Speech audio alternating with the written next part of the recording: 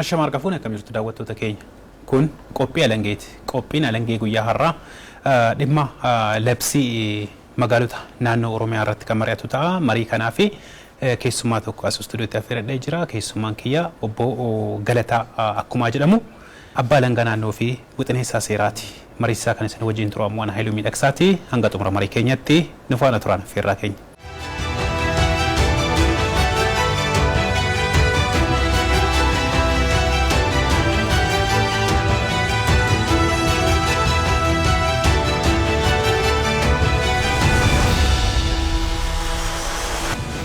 Hayyee keessummaa keenya waamicha keenya kabajtanii as istuudiyootti waan nuuf argamtaniif ulfaadhaa galatoomaa isiniin jedha. Isinillee nu affeeruu keessaniif baay'ee galatoomaa jenna. Baay'ee gaariidha. Akkuma kaasaa ture guyyaa har'aa waa'ee labsii magaalota bulchiinsa mootummaa naannoo Oromiyaa irratti kan mari'annu. Labsii magaalota naannoo Oromiyaa kana irra deebiidhaan baasuun maaliif barbaachisee wanta jedhuun osoo jalqabnee bareeda ta'e jedheeti yaada. Tole baay'ee galatooma. Egaa akkuma beekamu kanaan dura dhimma magaalota kana ilaalchisee labsiin adda addaa bahee hojiirra oolaa tureera. Yeroo ammaa kanas labsii kana fooyyessuudhaaf haala yeroon barbaaduun irra deebi'anii fooyyessuudhaaf qorannoon gaggeeffamaa ture jechuudha. Qorannoon kun gaggeeffamaa kan ture biiroo abbaa alangaa waliigala Oromiyaa fi biiroo misooma magaalaaf manneenii Oromiyaatiin qorannoon gaggeeffamaa ture. Egaa qorannoo kana keessatti hanqinaaleen labsii hojiirra turanii keessumaa labsiin yeroo dhiyeenya kanatti hojiirra ture labsii 195 fi labsii 196 muraa 2008 hojiirra ture. Seeronni kun hanqina maalii qabu kan jedhu xiinxalli gaggeeffamee ture jechuudha. Xiinxala gaggeeffamaa ture kana keessatti argannoon xiinxala sanaa yookaan qorannoo sanaa irratti hundaa'eeti jechuudha kan inni wixinee seerri haaraa kun kan ba'e. Egaa argannoon qorannoo gaggeeffame sana keessatti inni jalqabaa argannoon isaa inni jalqabaa magaalota naannichaa hawwataa fi jiruuf jireenya dhala namaatiif mijataa taasisuudhaaf uwwisni seeraa seerota duraanii keessa ture gahaa hin turre. Seeronni kun magaalota keenya akkaataa barbaadamu magaalota naannichaa hawwataa taasisuuf jiruuf jireenya dhala namaatiif mijataa taasisuudhaaf uwwisa seeraa gahaa hin qaban waan ta'eef irra deebi'amee ilaalamuu akka qabu qorannoon sun ni agarsiisa jechuudha. Inni jalqaba. Inni lammeeffaa kallattii magariisummaa magaalaa ilaalchisee xiyyeeffannoon seerota hojiirra turaniin kenname dhimmoota kanaaf magaalli jiruuf jireenya dhala namaatiif mijataa ta'uu qabaa, magaalaa magariisa ta'uu qabaa, hawwataa ta'uu qaba jechuudha. Kanaaf kun uwwisa seeraa gahaa kan hin arganne waan ta'eef irra deebiin ilaaluun yookaan immoo seera ture fooyyessuun barbaachisaa ta'e argameera jechuudha. Karaa biraatiin immoo labsiin hojiirra ture yaadama qonna magaalaa kan hammate miti. Egaa baay'een jiraataan naannoo keenya qonnaan bulaadha. Parsantaa gara 80-85 jedhama. Kun qonnaan bulaadha. Magaalaa fi baadiyyaan immoo wal maddii jiru. Kanaaf qonni magaala keessatti hojiin qonnaa gaggeeffamuu qaba. Jiruuf jireenya wabii nyaataa mirkaneessuudhaaf jiruuf jireenya jiraataa magaalaa kana mirkaneessuudhaaf qonni magaalaa uwwisa seeraa argachuu qaba. Uwwisni seeraa seerota duraan turan keessatti labsii magaalaa hojiirra ture keessatti uwwisa seeraa gahaa hin arganne waan ta'eef inni kun haala keessumaa qonnaan bulaa keenya haala itti hammachuu danda'uun qonnaan bulaa horsiisee bulaa gamiis horsiisee bulaa haala itti hammachuu danda'uun karaa biraatiin immoo qonna magaalaa kanallee haala itti jajjabeessuu danda'uun irra deebi'amee fooyya'uu waan qabuuf fooyya'ee jira. Karaa biraatiin immoo labsiin hojiirra ture keessumaa labsiin 196 muraa 2008 walitti makamiinsa magaalotaa kan eeyyamu hin turre. Egaa magaalonni walitti yoo makaman carraa guddinaa olaanaa qabaatan yookaan immoo dorgomaa ta'uu danda'an sababa walitti makamiinsi magaalotaa hin turreef faffaca'anii baasiin bulchiinsaatiif akka saaxilaman taasisaa ture jechuudha. Kanaaf walitti dhufanii humna cimaa horatanii dorgomaa ta'anii magaalaa guddaa ta'uu danda'anii pilaanii magaalaa tokkoon geggeeffamu otoo qabanii faffaca'anii guddataa waan tureef walitti hidhamiinsi magaalota illee akka karaa walitti hidhame magaalaa kan guddan carraa guddinaa olaanaa kan qabaanne taasisaa ture jechuudha. Karaa biraatiin isuma kana wajjin wal qabatee heera mootummaa naannichaa keessatti magaalaa gurmaa'insa bulchiinsa mootummaa naannichaa walitti makuu akka danda'amu heeraan tumamee ture. Haa ta'u malee labsiin magaalota hojiirra ture karaa faallaa heeraa sanaan magaalota illee walitti makuun akka hin danda'amne bifa sanaan tumame jechuudha. Haala rakkoo yeroo sana ture keessumaa dhimma maaster pilaanii wajjin wal qabatee dhimma tureen magaalaa walitti makuun hin danda'amu yaadama jedhuun bifa sanaan taa'ee jira jechuudha.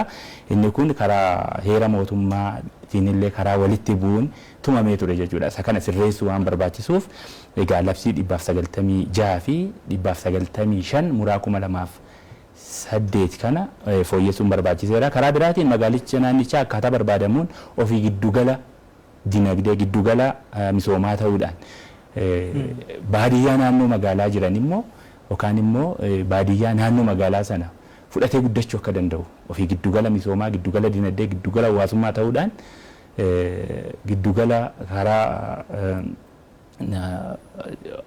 baadiyyaa illee qonnaan bulaa naannoo baadiyyaa jiru jiraataa naannoo magaalaa sana jiru fudhatee guddachuu akka danda'u kana magaalaa fi baadiyyaa haala walitti hidhamuu qabu haala irratti walitti hidhamuu qabuun walitti hidhuun barbaachisaa waan ta'eef keessumaa fayyadamummaa qonnaan bulaa horsiisee bulaa gamiisa horsiisee bulaa gara magaalaatti gaafa gara magaalaatti makaman haala kamiin hoogganamuu qaba kan jedhu kanallee labsiin kun deebisee jira jechuudha. Dhimmoota kana labsii duraa keessatti hanqina kan qabu waan ta'eef ilaalameeti kan inni jiru. Karaa biraatiin dhimma industirii investimentii wiirtuu daldalaa egaa giddugala misoomaa gaafa jennu magaalli tokko kallattii hundumaan utubaa dinagdee naannichaa ta'uu qaba biyyattii ta'uu qaba waan ta'eef magaalonni kanaan duranu akka naannoo Oromiyaatti qabnu baay'een isaanii ofirra darbanii mootummaa naannichaa fi biyya kan utuban hin turre jechuudha. Isa kana giddugala dinagdee giddugala hawaasummaa giddugala siyaasaa karaa hundumaan dorgomaa ta'uu akka danda'anii walitti hidhamisillee akka jiraatuuf kallattii kanaan ilaaluun barbaachiseera jechuudha labsii duraan ture. Karaa biraatiin labsii duraan ture keessatti magaalonni qajeeltoo maaliitiin geggeeffamu kan jedhu ifaan tumamee hin turre. Egaa qajeeltoo magaalonni ittiin geggeeffaman kana keessatti deebii argate jechuudha duraan hammatamee hin turre. Inni kun akkasii karaa biraatiin magaalotaaf aangoon duraan kennamee fi amma aangoon magaalotaaf labsii kanaan kenname baay'ee garaagarummaa qaba. Labsiin hedduutu dabalamee fi jira jechuudha. Hanga aangoo gara 46 ta'uutu labsii kana keessatti magaalotaaf kennamee jira. Egaa magaalonni ofiin of bulchuudhaaf aangoo qabu. Kana keessatti immoo magaalota aangessuu yookaan immoo of danda'anii abbaa aangoo ta'anii dhimma ofii irratti akka murteessan taasisuuf labsii kanaan aangessuu waan barbaachisuuf kallattii aangoo fi hojii isaaniitiin magaalota kana aangessuu danda'an labsii kana keessatti akka hammatamu taasiseera jechuudha. Kana malees sadarkaa magaalota naannoo keenyaa duraan ture. Magaalonni naannoo keenyaa duraan ture sadarkaa 6 qofa kan isaan qabanii kan ammaa kana keessatti gara sadarkaa 8tti ol guddateeti kan jiru jechuudha. Kanaaf akkaataa dura tureen magaalli tokko sadarkaa muummee yoo ga'e eessatti guddata kan jedhu filannoo hin qabu ture. Kun immoo muuxannoo idil addunyaa akka biyya keenyaattis muuxannoo sadarkaa iddoo adda addaa jiru irraati magaalaan sadarkaa muummee olii jiru eessatti guddachuu danda'a kan jedhu sadarkaa magaalotaa lama dabalamee jira jechuudha kan duraan ture irratti fooyya'insi kan barbaachiseef akka waliigalaatti egaa isaan kanaaf fooyya'insi barbaachisee jira jechuudha. Baay'ee gaariidha. Akkaataadhuma labsii kanaatiin jechuudha. Magaalonni naannicha keessatti argamanii qajeeltowwan bu'uuraa kanneen akkamii hordofuu qabu? Qajeeltowwan bu'uuraa magaalonni hordofuu qaban. Egaa duraan labsii duraa keessa hin turre jedhee kaasee jira. Kana keessa kan hin turre qajeeltoo 10 hammatamee jira labsii kana keessatti. Qajeeltowwan 10 kun qajeeltowwan sadarkaa idil addunyaatti fudhatama qaban baay'een isaanii.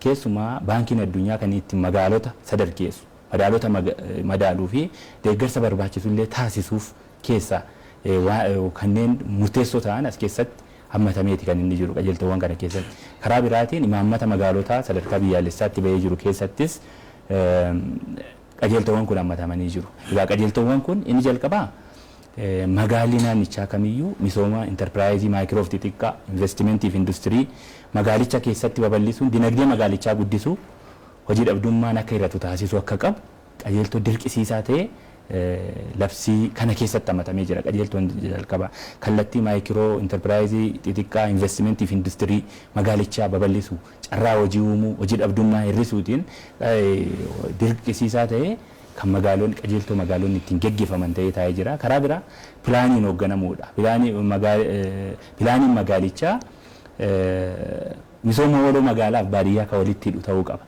Magaalli tokko pilaanii gaafa hojjetu magaala sana qofaaf otoo hin taane haala naannoon baadiyyaa qonnaan bulaan naannoo baadiyyaa sana jiru waliin misoomee waliin guddachuu danda'uun karaa walitti hidhamiinsa qabuun qophaa'uu qaba. Itti fayyadamummaa qonnaan bulaa karaa mirkaneessuun ta'uu qaba. Lafaaf qabeenya biroo qusachuu karaa dandeessisuun qophaa'uu akka qabu pilaaniin karaa biraatiin sochiiwwan misooma hunda galeessaa kan saffisiisu misooma hirmaachisaa fi itti fufiinsa qabu fiduu kan dandeessisu ta'uu qaba pilaanichi jechuudha. Kanaaf kallattii pilaaniitiin asitti akka qajeeltoo ta'ee taa'ee jira jechuudha. Magaalli kamillee pilaaniin hoogganamuu akka qabu pilaanichi immoo maal mirkaneessuu qaba kan jedhu as keessatti qajeeltoo ta'ee taa'ee jira jechuudha. Kan biraa lafaa fi qabeenya biroo daangaa magaalichaa keessatti argamu akkaataa seeraa fi bu'uura pilaaniitiin isa kanas bu'uura pilaaniitiin qusannaa fi sirnaan itti fayyadamu. Qabeenyi qabeenyi dhumataadha kan jiru yookaan qabeenya bishaanii ta'a, albuuda ta'a, lafa ta'a kan magaala kana keessa jiru isaan kana qusannaadhaan itti fayyadamuu qaba. Akkaataa seeraatiin itti fayyadamuu akka qabu qajeeltoo dirqisiisaa ta'ee taa'ee jira. Kan biraa misooma manneenii wajjin wal qabatee kan jiru. Egaa dhimmi magaala keessatti xiyyeeffannoo olaanaa qabu jiraataan hin baay'ata. Magaalatti namni waan baay'atuuf dhimmi misooma manneenii dhimma xiyyeeffannoo barbaaduudha jechuudha. Kanaaf as keessattis mana jireenyaa sadarkaa isaa eeggate gatii madaalawaa jiraattotaaf haala itti dhiyaachuu danda'u xiyyeeffannoon hojjechuu akka qabu bifa dirqisiisaa ta'een qajeeltoo ta'ee hammatameeti kan inni jiru. Kan biraa magaalicha keessatti dhiyeessii bu'uuraalee misoomaa wajjin wal qabatee bu'uuraalee misoomaa fi kenniinsa tajaajilaa qindaa'aa fi walitti hidhamiinsa qabu guddisuun bulchiinsi gaarii fi itti quufinsi jiraattota lee akka mirkanaa'u. Egaa bakki komiin itti baay'atu inni tokko magaala keessatti dhimma kenniinsa tajaajilaa wajjin wal qabatee kan jiru. Egaa dhimma bu'uuraalee misoomaa wajjinis wal qabatee kan jiru. Kana irratti magaalli xiyyeeffatee hojjechuu akka qabu bifa dirqisiisaa ta'ee kana keessatti labsii haaraa kana keessatti qajeeltoo ta'ee hammatameeti kan inni jiru jechuudha. Kan biraa madda galii magaalota babal'isuu. Egaa magaalli kamiyyuu galiidhaan of danda'uu qaba. Isarra darbee naannicha dinagdeedhaan utubuu qaba. Giddugala dinagdee ta'uu qabu magaalonni. Kanaaf galii maddisiisuu qabu. Galii maddisiisuu qabu gaafa jennu hojiiwwan galii argamsiisuu danda'an irratti bobba'uu akka qaban aangeffamanii jiru jechuudha. Karaa biraa dhaabbilee misooma mootummaa illee hundeessanii galii maddisiisuu akka danda'an aangeffamee jira. Kanaaf inni kun akka dirqisiisaatti madda galii magaalichaa babal'isuudhaaf giddugala dinagdee ta'uusaa mirkaneessuu akka qabu taa'ee jira jechuudha. Kallattii karaa biraatiin immoo akka qajeeltootti kan ta'e qulqullina magariisummaa fi hawwattummaa magaalichaa dabaluudhaan wal qabatees magaalli tokko jiruuf jireenya dhala namaatiin mijataa ta'uu qaba. Kanaaf kallattii qulqullina magariisummaa fi hawwattummaa magaalichaa fooyyessuudhaan illee karaa tokko magaalota sadarkeessuu fi akka ulaagaatti taa'ee jira. Akka qajeeltoo dirqisiisaattis taa'ee jira jechuudha. Inni kun magaalonni irratti xiyyeeffatanii hojjechuu kan qaban waan ta'eef bifa kanaan taa'ee jira jechuudha. Kan biraa kutaalee hawaasa jireenya gadaanaa jiraatan kanneen deeggarsa addaa barbaadan kanneen saaxilamaa ta'anii isaan kana jiruuf jireenya isaanii haala itti fooyya'uu danda'u. Isaan kana wabii nyaataa isaanii haala itti mirkaneessuu danda'u.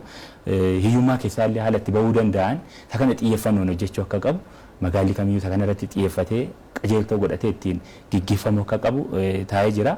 Karaa biraatiin sirna hooggansa jijjiiramaa magaalicha keessatti hojiirra oolchuun humna namaa dandeettii ogummaa fi ga'umsa geggeessummaa qabuun magaalli kamiyyuu geggeeffamuu akka qabu qajeeltoo ta'ee taa'ee jira jechuudha.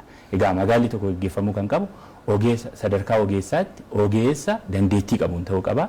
Ogeessa dandeettii qabu qofa otoo hin taane kan geggeessummaa immoo dabalataan ga'umsa geggeessummaa kan qabaniin geggeeffamuu qaba jechuudha. Geggeessuu gaafa jennu hooggansa siyaasaa qofa otoo hin ta'in qaamni achi keessatti hojjetullee bifa kanaan sadarkaa kanatti ta'uu akka qabaniif akka qajeeltootti taa'ee jira jechuudha. Kan biraa immoo dhimma haala magaalichaa dursee adda baasuudhaan tarkaanfiiwwan saaxilamummaa rakkoolee kanneen akka dhiibbaa naannoo, dinagdee, hawaasummaa dandamachiisuu danda'an resilience ta'uu qabu magaalonni waan rakkoo mudachuu danda'u dursanii tilmaamuu qabu. Isa kanarratti qophaa'insa qabaachuu qabu jechuudha. Rakkoowwan mudachuu danda'aniif dursanii qophaa'aa ta'uu qabu waan ta'eef isa kana bifa qajeeltootiin qajeeltoo ta'ee labsii kana keessatti hammatamee jira jechuudha. Waa'ee magaalota Oromiyaa keessatti afaan duudhaa fi seenaan uummata naannoo kana yookaan uummata Oromoo keessatti calaqqisuu qabaa wanta jedhu irratti labsii kanaan maal jedhamee? Inni kunis qajeeltoo ta'ee as keessa taa'ee jira. Qajeeltoowwan as keessa taa'an jira keessaa inni tokko aadaa, duudhaa, safuu fi seenaa uummata Oromoo calaqqisuu akka qabu, isa kanarratti hojjetamu akka qabu akka qajeeltootti taa'ee jira. Kunis magaalota keessatti magaalli kamiyyuu egaa seenaa hundeeffama magaalota naannoo keenyaa beekamaadha. Baay'inni isaanii seenaa Oromoon kan ofii hundeeffate osoo hin taane baay'een isaanii taatee seenaatiin kan hundaa'anidha jechuudha. Baay'een isaanii taatee seenaa gaafa jennu beekamaadha. Sababoota adda addaatiin gaarii seentaawwan kan jedhamanidha. Sababa waraana wajjin kan uumamanidha jechuudha. Kanaaf magaalonni kun aadaa, seenaa, duudhaa uummata Oromoo karaa calaqqisaniin achi keessatti calaqqisuu akka qabu, xiyyeeffannoon hojjechuu akka qabu, inni kunis hammatameeti kan inni jiru qajeeltoo ta'ee magaalaa kana keessatti. Tarii qorannoo irratti maal agarsiisa? Amma akkuma isin jettan qajeeltoo bu'uuraa labsii kanaatti ta'ee kan jiru magaalaan naannicha keessatti argamu kamiyyuu duudhaa, safuu fi seenaa Oromoo calaqqisiisuu qaba jedha. Tarii qorannoodhaan maaltu argame isuma kanaan dura irratti? Qonnaan bulaa fi magaalli hariiroo gaarii hin qabu ture. Magaalotni fi jiraataan naannoo magaalaa qonnaan bulaadha. Baay'een isaa uummata Oromooti. Inni gaafa magaalli babal'atu irraa baqataa deema. Magaallichi hammataa hin turre. Haala itti gara magaalaatti qonnaan bulaa naannoo magaalaa sana hammatu rakkoo ture. Inni kun rakkoo seeraa, rakkoolee seeraatti ture. Seerota ammaa fooyya'an keessatti, labsii lafa baadiyyaa keessattis, kan investimentii keessattis, kana keessattis bifa wal fakkaatuun haala qonnaan bulaan yookaan jiraataan baadiyyaa gaafa gara magaalaatti galu lafti isaa irraa hin fuudhamne. Lafti isaa fuudhamee gara liiziitti hin galle amma sirratee jechuudha. Kanaan dura kan ture garuu sirna liizii kan galu waan ta'eef dursee karaa seeraan alaatiin lafa isaa gurguree gallakkisee irraa baqataa ture. Kan bitu immoo qaama biraadha. Seenaa ikonoogiraafii uummata Oromoo sana yookaan immoo afaan seenaa duudhaa uummata Oromoo agarsiisu faallaa sanaan guddataa ture jechuudha. Kanaaf hanqina olaanaatu ture. Hanqina sana furuuf garuu seeronni hamma ba'an kun baay'ee sana fooyyessuudhaaf gahee olaanaa qabu. Amantaa jedhuun qaba jechuudha. Kan biraa baay'inaan labsii kana keessatti kan calaqqisiifamee fi tarii osoo irratti haasofne illee bareeda jedhee kan yaadu waa'ee akkaataa sadarkaa magaalonni ittiin argataniiti. Kanaafiyyuu ulaagaalee fi haala akkamiitiin sadarkaa ittiin argatu magaalonni naannicha keessatti argaman? Gaasa kanaan wal qabatee dura magaalonni sadarkaa maalii qabu kan jedhu ibsuun barbaachisaadha. Magaalota naannichaa akkuma dura kaasee duraan sadarkaa 6tu ture. Kan magaalota naannichaa amma labsii kanaan labsicha keewwata 6 jalatti sadarkaa magaalota gara 8tti ol guddateeti kan inni jiru jechuudha. Egaa sadarkaa magaalota ilaalchisee jalqaba mana qopheessaa guddattuu irraa ka'ee mana qopheessaa guddattuu magaalaa mana qopheessaa bulchiinsa magaalaa guddattuu, magaalaa giddugaleessaa, magaalaa olaanaa, magaalaa muummee, magaalaa reejiyoopolis jedhee gara magaalaa meetiroopolis akkaataa sadarkaa magaalota naannoo keenyaatiin isa olaanaa akkasitti sadarkeeffamee jira jechuudha. Egaa kana sadarkeessuudhaaf ulaagaa maalii irratti hundaa'ee magaalonni kun sadarkeeffamu kan jedhu labsicha keessatti karaa ifa ta'een keewwata 7 jalatti hammatameeti kan inni jiru. Kanaan wal qabatee keewwata 7 jalatti galii magaalichi sassaabuu irratti inni jalqaba akka ulaagaa tokkotti kan ta'e magaalichi galii hammamii sassaabuu danda'a. Dandeettii galii maddisiisuu isaa hangami kan jedhu ulaagaa isa tokko. Inni kan biraa baay'ina uummataa hangam qaba. Magaalli kun baay'inni uummata isaa hangami jedhee sadarkeeffama jechuudha. Bal'ina lafaa magaalichaa, giddugaleessummaa dinagdee, daldalaa fi hawaasummaa ta'uu, babal'ina bu'uuraalee misooma magaalichaa, qulqullina, magariisummaa fi hawwattummaa magaalichi illee qabu. ga'umsa magaalicha saffinaan guddachuuf qabu. Kuni gara fuulduraatti potenshaala maalii qaba guddachuudhaaf magaalli kun kan jedhu giddu galeessummaa teessoo bulchiinsaa ta'uu giddu galeessa baay'ina dhaabbilee mootummaa miti mootummaa magaalicha keessatti argamanii kan jedhu bal'inaan hammatamanii jiru jechuudha. Kana qofa miti kana malees dambiidhaan dabalataan bahuu akka danda'u akeekee jira jechuudha. Egaa of danda'eetu hin taane ida'ama qabxiin tokko tokko ulaagaa kanaaf kenname magaalli tokko sadarkaa maaliirra jira kan jedhu qabxiin kennamaaf jechuudha dhibbarra.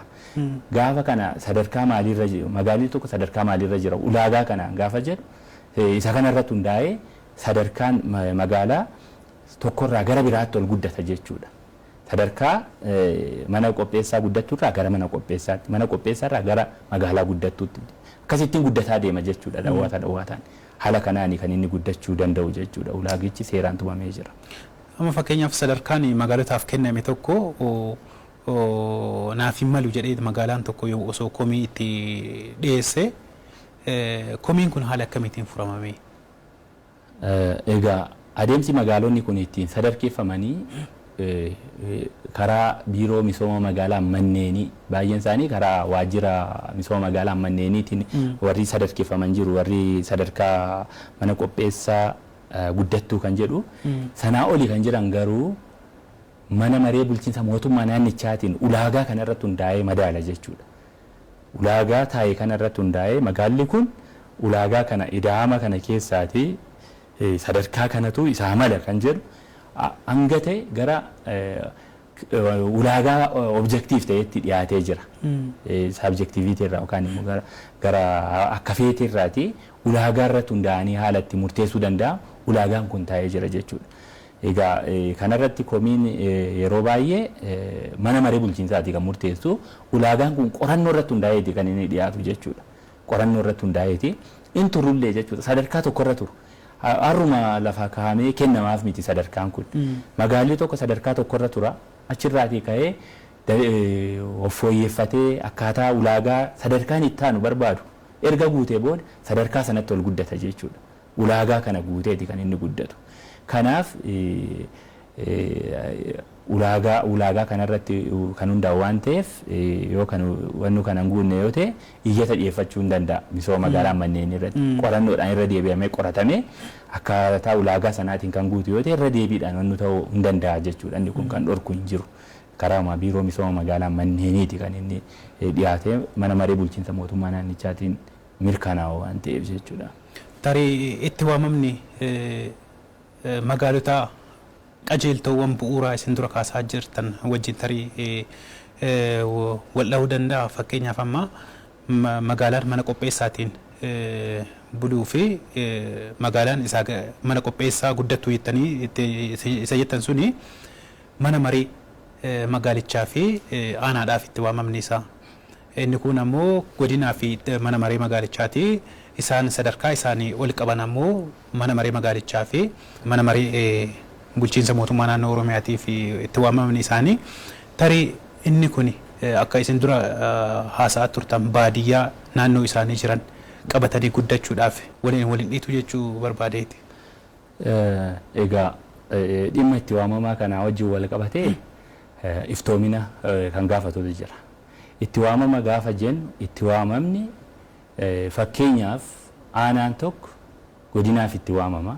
Godin mootummaa naannichaatiif itti waamama. Kuni caaseffama magaalotaatu hin ta'in kan heera mootummaa keewwata 45 jalatti gurmaa'insa mootummaa naannichaatiin kan jiru gandi aanaadhaaf aanaan godinaaf godin naannoodhaaf.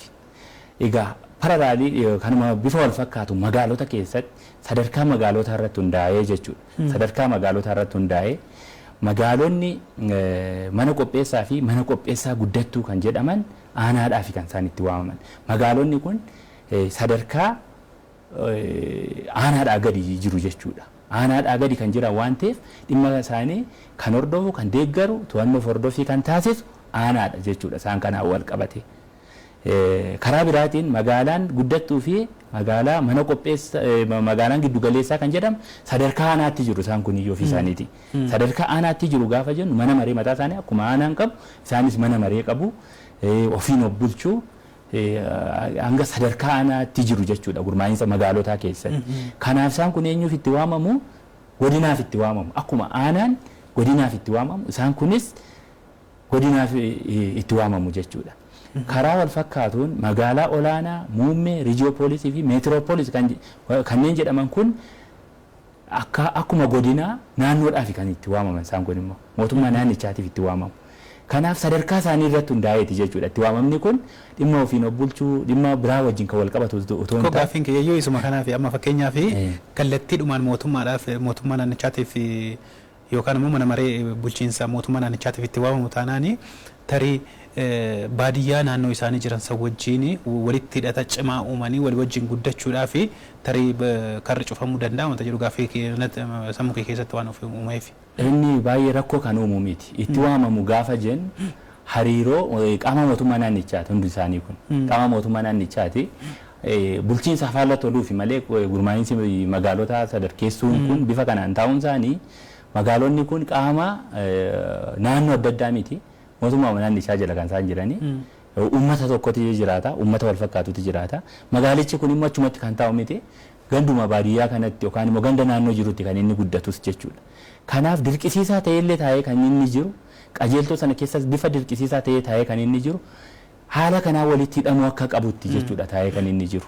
Magaalota nuti gurguddoon jiran pilaanii isaanii gaafa qophaa'u karaa qonnaan bulaa naannoo sanaa karaa tajaajiluu danda'uun isa sana hammachuu karaa danda'uun ta'uu qaba kan jedhu qajeeltoo dirqisiisaa ta'eeti. Itti waamama jechuun dhimma to'annoof hordoffiidhaaf jechuudha. Dhimmoonni kun to'annoof hordoffii sadarkaa magaalota sanarra hundooftee dhimma sana deeggarsa taasisuudhaaf haala kanaaf jechuudha. Inni kun itti waamama kan jedhu malee dhimma to'annoof hordoffii deeggarsaaf dhimmi sadarkaa kana kan inni taa'ee jiru malee haala walitti bu'u miti. Dirqisiisaa godhe kaa'ee jira waliin hariiroo waliin guddachuu akka qaban bifa sanaanis dirqisiisee taa'ee jira jechuudha. Magaalaan naannicha keessatti argamu hoo akkaataa kamiin qaama seerummaa argachuu danda'u? Bu'aan qaama seerummaa argachuu kun hoo akkamitti ibsama? Egaa dhimma qaama seerummaa argachuu wajjin wal qabate inni kunis labsicha keessatti sirriitti hammatameeti kan inni jiru keewwata 8 jalatti.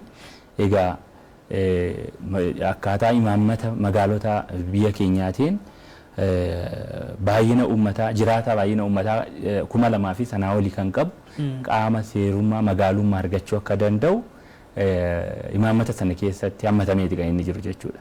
Akkaataa labsii kanaatiinis jiraattonni iddoo murtaa'e tokko keessa jiraatanii fi baay'inni uummata isaanii 2,000 fi sanaa olii ta'an gaaffii qaama seerummaa magaalummaa argachuuf dhiyeessuu akka danda'an taa'ee jira jechuudha.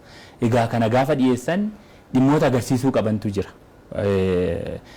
Uummata kana qofa jiraachuu osoo hin ta'in daangaa iddoo jireenya iyyattootaa kan agarsiisu ragaa qaama mootummaa dhimmi ilaaluu irraati kenname bal'ina iddichaa fi baay'ina uummataa ibsa waa'ee sochii hawaas dinagdee magaala ta'uu isaa kan agarsiisu pilaanii bu'uuraa iddoo sanaa dhimmoota akkasii kana iyyata wajjin wal qabsiisanii dhiyeessanii qaama seerummaa magaalummaa hin kennamaaf jechuudha. Inni kun egaa waajjira misooma magaalaa manneenii godinaatiin kennamaaf jechuudha. Inni kun haala kanaan taa'ee jira jechuudha. Egaa dhimma bu'aa maalii hordofsiisa qaama seerummaa magaalummaa kan jedhu ilaalchisee egaa qaama seerummaa argachuun akkaatauma qaama namni yookaan immoo qaama seeraa kan argate tokko legal personality kan jedhamu ingiliffaanii isa kan argate tokko mirgaa fi dirqama qabaata jechuudha. As keessatti magaalonni mirga maqaa isaaniitiin waamamuu qabaatu. Akka mirgaatti mirga maqaa isaaniitiin maqaa ittiin qaama seerummaa argate sanaan waamama magaala ta'eera jechuudha. Mirga ofiin of bulchuu sana qabaatu. Aangoof hojii magaalotaaf labsicha keessatti kenname aangoo sana hojiirra oolchuu aangoo sana hojiitti hiikuu isa sana qabaatu. Waliigaltee barbaachisaa ta'e seenuu aangoo sana wanni sana qabaatu jechuudha. Bu'aa sana hordofsiisa. Qabeenya horachuu himachuu fi himatamuu wajjin illee wal qabatee bu'aa kana hordofsiisa jechuudha. Qaama seerummaa argachuun bu'uura labsicha keewwata 9 jalatti karaa ifa ta'een taa'eeti kan inni jiru. Egaa kana wajjin wal qabatee magaalli tokko immoo ulaagaa akkaataa qaamni seerummaa kennameef ulaagaa sana eegee kan hin hojjenne yoo ta'e sila magaala akka ta'uu fi kan inni hundeeffame magaala jedhamee hundeeffame qaamni seerummaa kenname waan ta'eef qaama seerummaa kenname eeguun ulaagaa magaala tokko eeguun itti fufuu fi gonfachuu kan hin dandeenye yoo ta'e amala magaalummaa agarsiisuu kan hin dandeenye yoo ta'e qaamni seerummaa magaalummaa irraa mulqamuu yookaan haqamuu akka danda'u kaa'ee jira jechuudha. Egaa kuni awutomaatikaalii yookaan immoo akkasumaan kan haqamu miti.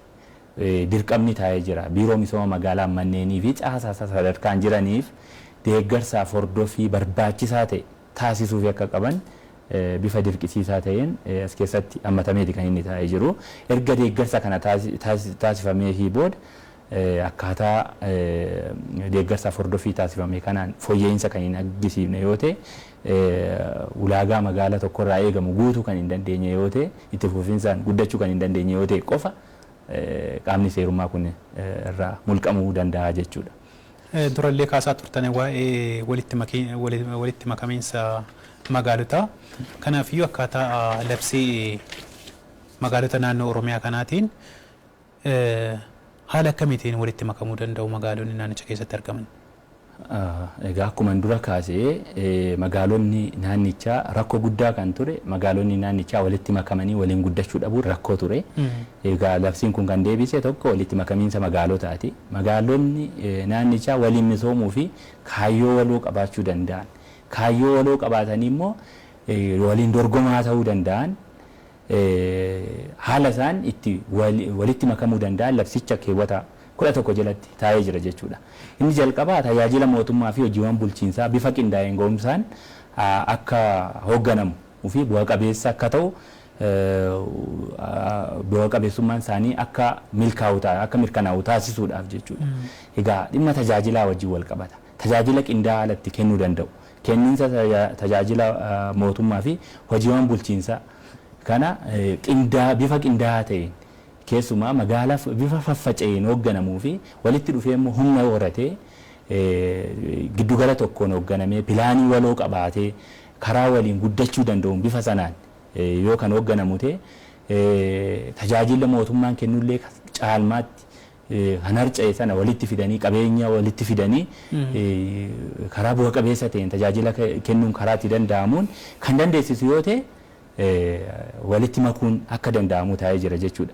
Kan biraa magaalaa fi magaalaa akkasumas magaalaa baadiyyaa bu'uuraalee misoomaa walitti hidhuun waliin akka misooman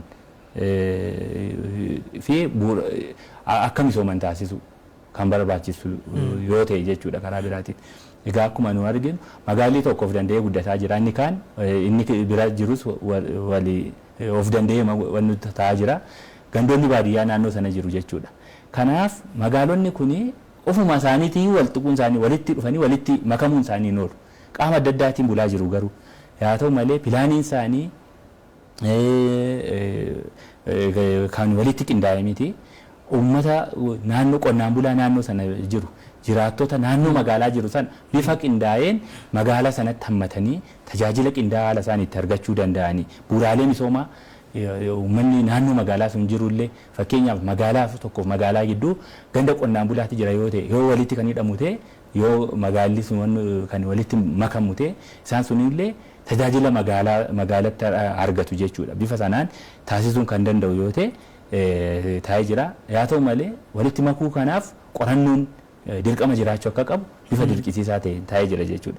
Qorannoo biiroo misooma magaalaa manneenii geggeessuu akka qabu egaa isa kanaan barbaachisaadha jedhee kan agarsiisu qorannoodha jechuudha. Qorannoo malee akka feeteedhumaan magaalaa walitti makuu otoo hin ta'in tokkoon magaalaa walitti makamu qorannoo irratti hundaa'ee caalmaatti bu'a qabeessa taasisaa. Yoo walitti makaman waliin dorgomaa ta'anii waliin misoomuu danda'u bu'a qabeessa ta'a kan jedhu sun qorannoo irratti hundaa'ee kan geggeeffamudha jechuudha. Dhimmi eenyummaa magaalotaa keessatti ilaalamee jiraas keessatti fakkeenyaaf amma magaalaa Baatuudhaa fi magaalaa Adaamii Tulluu walitti makuun akkuma isin kaasaa turtanii tajaajiloota saffisiisuu ni danda'a. Garuu magaalaan Adaamii Tulluu fakkeenyaaf eenyummaa kiyya qabadhee guddachuu barbaada. Magaalaan Baatuullee akkasuma eenyummaa kiyya qabadhee guddachuu barbaada yoo jedhaniiti yookaan uummanni gaaffii akkasii kaasee akkaataan itti ilaalamuu danda'u jira. Labsii kana keessatti taa'ee kan jiru magaalonni walitti makamu magaalota naannichaati. Magaalonni naannichaa aadaa, seenaa, duudhaa wal fakkaataa qabu jedhamee tirma. Uummata Oromooti kan keessa jiraatu. Uummanni Oromoo kun aadaa, duudhaadhaaf seenaadhaan baay'een isaa walitti hidhameeti kan inni jiru jechuudha. Fakkeenyaaf magaalaan takka seenaa mataa ofii qabaachuu dandeetti bara. Akkaataan fakkeenyaaf akkaataan ittiin magaalaan sun ittiin bu'uureeffamtee seenaan ishii keessa dabartee as geette isaan kanneen jechuu barbaadeeti malee hundumtuu uummata Oromoo keessa jiraachuu danda'a. Sirriidha. Egaa magaalli tokko nama guddata. Magaalli sun gaafa guddatu garuu bakkuma ture sana taa'ee hafuu hin danda'u. Hin bal'ata. Uummanni naannoo baadiyyaa jiru magaalichatti makamaa deema. Magaalichi guddataa deema. Guddataa gaafa deemu magaala biraa waliin dhufee walitti makama jechuudha. Utuu walitti makamnu jennees ofuma isaatii taatee dhumti guddina magaalaa sun magaalota kana walitti makuun isaan oolu. Kuni waan oolu waan hin taaneef haala walitti qindaa'een magaalli tokko guddachuu hin guddadhu jechuu hin dandeessu. Magaalli gaafa walitti makamu kaayyoo guddinaaf kan isaa walitti makaman. Kaayyoo guddinaaf waan ta'eef magaalli wal bira jiran sun akka guddatan akka walitti makaman gaafa jettu magaalli sun akka guddatu sadarkaan isaa akka guddatu dorgoma akka ta'u jechuudha. Magaalli akkaatama duraatiin nan tura gaafa jedhu immoo magaalaa sadarkaa biraatti waliin ce'u jechuudha. Directly achuma dhaabata jechuudha guddachuu hin danda'u. Inni tokko bal'ina lafaati baay'ina uummataati magaalli illee kan inni sadarkeeffamu bu'uuraalee misoomaati. Gaafa kana bifa sanaan magaallis haala kanaan akkasitti qofan itti fufa jechuudhaaf haalumti isaa iyyuu rakkisaa ta'uu danda'a. Kanaaf haalli gaafa dirqisiisu jechuudha magaala kana garuma walitti makuu seeraan beekamtii kennuutti kan deemamu waan ta'eef haala kanaanii achi keessatti gaa dhimma maqaa wajjin wal qabatee kan ilaalamu jiraachuu qaba.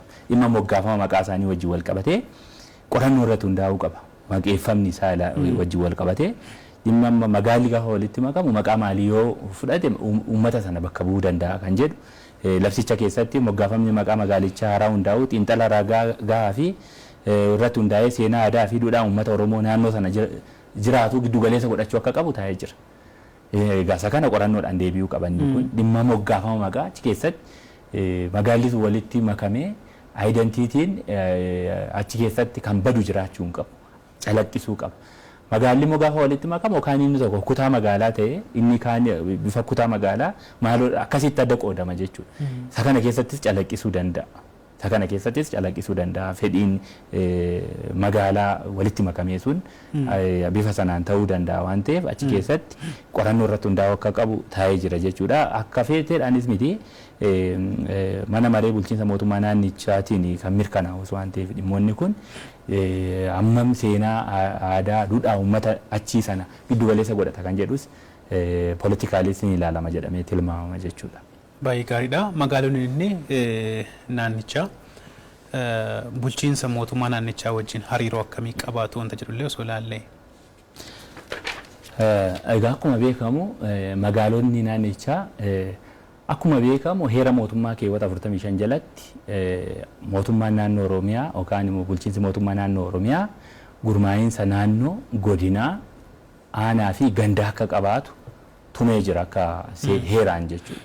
Haa ta'u malee magaalota heeraan bifa godinni aanaan tumame gandi tumame sanaan magaalonni hin tumamne. Maal jedhee caffeedhaan gurmaa'insi mootummaa biraa caffeedhaan hundaa'uu akka danda'u kaa'a jechuudha. Egaa labsiin magaalotaa gaafa bahu labsiin magaalotaa gaafa bahu caffeen gurmaa'insa magaalotaa akkaataadhuma kan naannoo godinaa maaloo jedhu sana of danda'ee beekamtii kenneef jechuudha. Kanaaf magaalonni akka qaama seerummaa qabu tokkotti of danda'anii aangoo ofiin of bulchuuti kan isaan qaban. Qaama of danda'ee ofiin of bulchuu tokko aangoo sana qabaatu jechuudha. Kana gaafa jennu qaama Oromiyaati. Karaa biraatiin qaama Oromiyaati. Dhimma bulchiinsaa wal qabatee bajataan of danda'anii of bulchu jedhameeti kan tilmaamamu jechuudha. Egaa gaafa kana ta'u mootummaan naannichaa akkaataadhuma godina aanaa deeggaru sanaa gadi deeggaru magaalota kana deeggarsa barbaachisu taasisaaf jechuudha. Deeggarsa barbaachisu magaalotaaf taasisa. Magaalichis akkaataa barbaadamuun hojiiwwan mootummaa naannichaa isarraa eegamu hojjechuu akka qabu labsii kana keessattis hammatameeti kan inni jiru. Karaa biraatiin seerota adda addaa kan baasu mootummaa naannichaati sadarkaa naannootti ba'a. Sadarkaalee adda addaa kan baasu imaammata adda addaa kan baasu mootummaa naannichaati. Magaalonni isa kana hojiirra oolchuu qabu. Hariiroon isaan jidduu jiru mootummaa naannichaan baasa isaan kun hojiirra oolchuu jechuudha. Mootummaan naannichaa immoo karaa biraatiin deeggaruu qaba. Hordofii fi deeggarsa bu'a qabeessummaa isaanii haala itti mirkanaa'uu danda'u hordofii fi deeggarsa taasisuu qaba. Magaalonni giddugala misooma hunda galeessaa akka ta'an, giddugala dinagdee akka ta'an, kallattii hundumaan deeggarsa argatanii akka guddatan hordofii fi deeggarsa barbaachisaa ta'e taasisuu fi akka qabu taa'ee jira jechuudha. Haala barbaachisaa ta'een dhimma karaa biraatiin gabaasa dhiyeessu magaalonni naannoodhaaf gabaasa dhiyeessuu qabu yeroo isaa eeggate seektara isaan ilaallatuun akkaataa itti waamama isaaniitiin mootummaa naannichaatiif qaama itti waamamaniif dhiyeessuu qabu jechuudha. Qaama itti waamamaniif dhiyeessuu akka qaban taa'eeti jira jechuudha. Egaa mootummaan naannichaa magaalota kana deeggarsa barbaachisaa taasisuu akka qabu kallattii hundaan deeggaruu akka qabu waan kanneen seeraan ala ta'anii akka hin raawwatamne kanneen heeraan walitti bu'anii illee achi keessatti ta'uu akka hin qabne isaan dhimmoota akkasii kana hin hordofan deeggaraa jechuudha. Hariiroodhuma qaama tokko ta'anii garuu akkaataa ofiin of bulchuutiin sirna ofiin of bulchuutiin isaan sun ofiin of bulchuu qabu. Haaluma kanaan hariiroo adda bahuu hin dandeenye hariiroo wal malee inni tokko kaan malee guddachuu hin dandeenye misooma hunda galeessaa fiduu hin dandeenye qabaatu jechuudha. Jiraattota magaalattii wajjin hoo hariiroo akkamii qabaatu? Egaa dhimma jiraattota magaalichaa wajjin wal qabatee egaa magaalli kamiyyuu jiraataa isaa malee magaala jedhamuu hin danda'u. Jiraataa magaalaa kana jiraattota magaalichaa dhimmoota hunda irratti hirmaachisuu qaba. Magaalichi kan jiraattotaati waan ta'eef jiraattonni ofiin of bulchuu mirga sana qabaatu. Mirga sana keessatti magaalichi hirmaachisuu qaba. Dhimmoota adda addaa irratti pilaaniin magaalaa gaafa qophaa'u irratti hirmaachisuu qaba. Karoorri magaalichaa gaafa qophaa'u uummata hirmaachisuu qaba. Egaa uummata gaafa jennu karaa bakka bu'aasaa ta'uu danda'a. Kallattiidhaan uummata ta'uu danda'a. Bakka bu'aa qaba waan ta'eef uummanni mana maree qabu magaalonni waan ta'eef karaa sana ta'uu danda'a. Hirmaachisuu qaba jechuudha. Dhimma uummata dantaa uummata magaalaa sanaa tuqurratti hirmaachisuu qaba. Waan dantaa fedhiisaa dhimmoota tuqan irratti dhimma karooraa akkuma dura dhimma raawwii hojii wajjin wal qabatee uummata sana beeksisuu qaba. Wantoota magaalicha keessatti dhimmoota dantaa waan sanaa tuqu haala sanaan iftoomina irratti uumuu akka qabu labsicha keessatti bal'inaan hammatameeti kan inni jiru jechuudha. Mee akkuma walii galatti dhaamsa akkamii qabda labsii magaalota bulchiinsa mootummaa naannoo Oromiyaa kanaan wal qabatee? Egaa mootummaan naannichaa labsii kana bifa faayidaa uummata naannichaa mirkaneessuu danda'uun labsii kana qorannoo irratti hundaa'ee yeroo dhiyoo kana karaa seerota adda addaa wajjin illee karaa wal simuun keessumaa labsii lafa baadiyyaa wajjin karaa dantaa qonnaan bulaa illee giddu galeessa godhateen karaa illee dhimmoota investimentii wajjin qonnaan bulaan hirmaachuu illee giddu galeessa godhateen seerota adda addaa wajjin yeroo tokko keessumaa seera lafa baadiyyaa seera investimentii wajjin yeroo tokko kan inni mirkaneesse jechuudha. Egaa seeronni kun yeroo tokko mirkanaa'uun isaanii dhimmoota komii uummata naannichaa tahaa turan akka furaman taasiseeti kan inni jiru baay'ee isaa jechuudha. As keessatti seeronni sadan kun jiruuf jireenya qonnaan bulaa karaa tokkoon jiraataa magaalaa furuu keessatti gahee olaanaati kan isaan qaban. Kanaaf dhimma hojiirra oolmaa isaati jechuudha. Baay'ee kan xiyyeeffannoo argachuu qabu. Hojiirra ooluu qaba. Labsiiwwan kun hojiirra ooluu qabu. Hojiirra oolmaan isaa immoo qaamolee deeggarsa qaamolee adda addaa gaafata jechuudha. Mana hojii tokko qofati labsii magaalotaa kana hojiirra oolcha miti. Magaala jechuun ofuma isaatii mootummaadha. Qaama mootummaa hundatu keessa jira.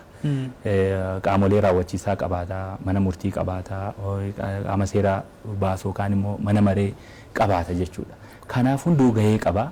Gahee isaa bahuu qaba. Hojiirra oolmaa labsii kanaatiif gahee isaa bahuu qaba. Karaa biraatiin immoo dhimmi magaalaa ilaallatu labsii kana qofaan deebi'a miti beekamaadha. Labsiin kun akka heera magaalotaaf akka heeraatti tajaajila. Akka heeraatti kan inni tajaajilu. Yaa ta'u malee magaalonni gaafa labsii kana ilaalan kana qofaan hoogganamu otoo hin ta'in dhimma lafaa ilaalchisee labsii lafaa ilaalu, dhimma galii ilaalchisee labsii galii ilaalu hunduu irratti raawwatiinsa qabaata.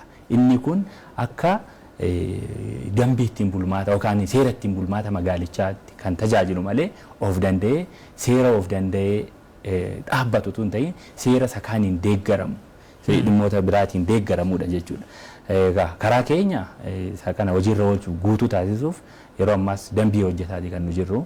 Dambiin kun immoo hojiirra oolmaa isaatiif illee caalmaatti dhimmoota tarreeffamaa baasuudhaan hojiirra oolmaa isaa kana akka deeggarullee hojjetamaa kan jiru waan ta'eef egaa akka waliigalaatti hojiirra oolmaa labsii kanaatiif hawaasni hunduu qaamni mootummaa hunduu tumsa barbaachisu taasisuu qaba yaada jedhuun qaba. Abbaa Alangaa Naannoo fi Wixineessaa Seeraa obbo Galataa Akkumaa as istuudiyoo keenyatti argamtanii labsii magaalota naannoo Oromiyaa kana irratti ibsaa fi yaada bal'aa waan nuuf kennitaniif ulfaadha galatooma isiniin jedha. Isinillee galatooma. Hayyee daawwattoota keenya qophiin alangee guyyaa har'aa kanumarratti goolabamee jira. Mariisaa kan isin wajjin turan Haayiluu Miidhagsaati. Marii biraatiin hanga wal agarrutti turtii gaarii.